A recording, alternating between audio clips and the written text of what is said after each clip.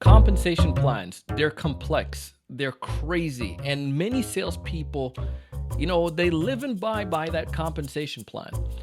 If your team or your organization doesn't have a great compensation plan, man, I'm telling you, you need to listen to this episode. It's going to definitely help you.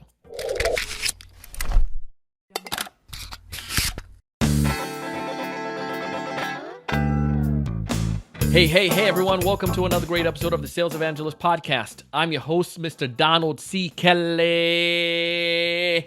the Sales Evangelist. And I'm so excited for another great episode. I'm so excited to be here with you today. And on this episode, we have a fantastic guest. His name is Mr. Steve Travaglini. Steve is the CRO of a fantastic company. It's called LinkSquares. Can we create a comp plan that is actually going to help me as a sales rep? That's given me some opportunity. And Steve is going to break down what he and his team has done to be able to make that happen. If you're watching us on YouTube, please go ahead and subscribe to this channel as well. Steve's going to break down what they're doing. And one of the things that I really like that he's doing as well, I ain't going to tell you. You need to listen to it to check it out. Let's just go right in. What are some of the things that people get wrong when it comes towards, as leaders, when it comes towards compensation or creating that, the pay scale or whatever that's going to help to attract and keep people in the company? Yeah, totally. So I see people get this wrong all the time. And it's having your salary open for negotiation in sales roles. Or just having your OTE package generally negotiable doesn't make any sense, right? Why is that? So for a number of reasons, the number one thing is trust. So if you have two people doing the same exact job, they're both, let's call it account executives, yep. They should be paid the same amount of money. So actually earlier in my career, this happened where I found out another individual in the team was making $10,000 or $15,000 more, which seems, just on salary. We're doing the same job and I was outbilling the person, and it really shook my faith and confidence in the business. So I think that's I got over it, thank goodness, because it's very common. Maybe I should have done a better job negotiating up front, or something like that is kind of how I explained it to myself at the time. But I don't think that's the right way to motivate people. If you pay two people differently for the same job, and that gets out later, it's going to cause a lot of heartache and pain, and potentially employee turnover, some of your best people. So we don't do that at LinkSquares. What are some of the things that you've seen that makes it annoying for sellers that you guys say we don't have that in here? We'll still kind of focus on the monetary side before we go to the non-monetary stuff. But what are some of the things that you guys see, or you have seen as you guys were creating these, creating comp plans for your teams? Yeah, definitely. The first one was having different salary and same amount of experience, same job. That was confusing. Also, having huge parts of the comp plan.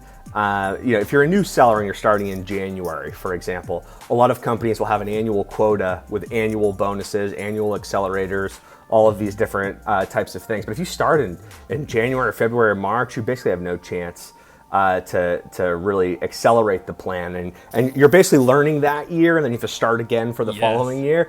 And we basically have a quarterly comp structure at LinkSquares. So if you start in January, you might be ramping through March or April, but really by your second or third quarter on the job, you're really having a shot at hitting big time earning potential.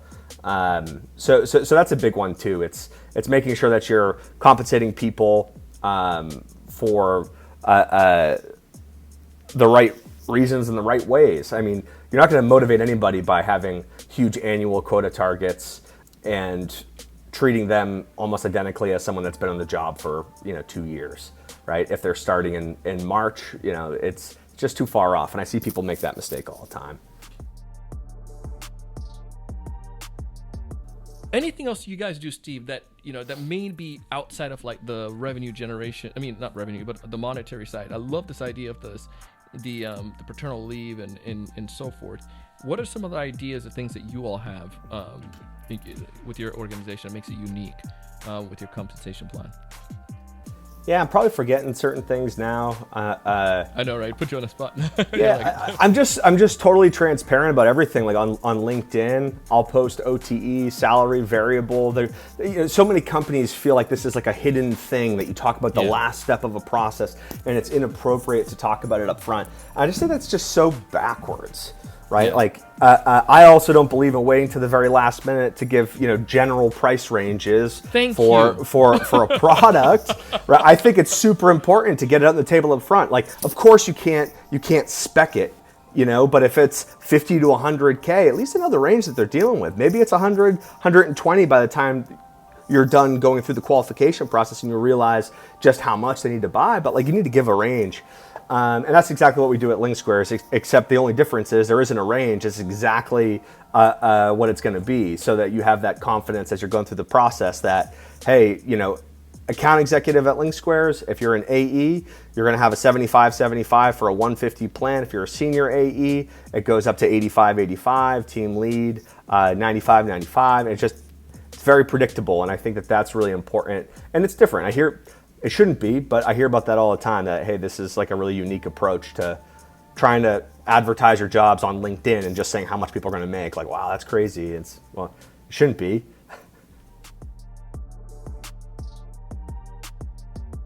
If there's one takeaway you'd like listeners to this episode to walk away with, a sales leader or sales rep, what's that one major piece of advice? Don't forget what it's like to be the rep, right? And if you didn't come up in the ranks, you're probably in the wrong job. This isn't a job that can be done at its highest level if you haven't done it, in my opinion. Yeah. And try and think about every decision that you make through the AE's eyes and the shoes that you once wore, albeit maybe not as nice today. But that's really my big message is when you're putting a comp plan together, put one together that you would have liked if you were an AE. Ooh.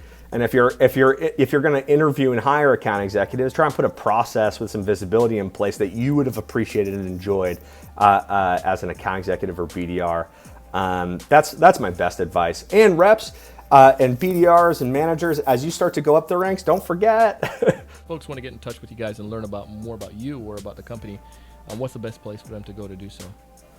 Just go on LinkedIn. If you want to learn about working here as a seller. Reach out, show us what you got. You can also go to our website, linksquares.com, and go to the job application page, but we always love a custom DM every once in a while too. That was Steve Travaglini. If you haven't connected with Steve yet, go ahead and tell him that you heard him on the Sales Evangelist podcast. Steve, thank you so much for being here. As always, I bring on guests like Steve. I bring on these folks because they bring value, and I feel that if they can help you to elevate your game, you're going to be that much better as a seller, and you're going to tell other people about the show, right? Now, what I would like for you to do is go ahead and leave us a rating and review on this podcast. And please do tell your team about it. Share this episode link with them so they can see listen to this episode. As always, I share this stuff because I want you to thrive. I want you to find more ideal customers. I want you to know what to say when you reach out to them. I want you to close more deals. But most importantly, I want you to raise your level of thinking and go out and do big things. Thank you so much for watching.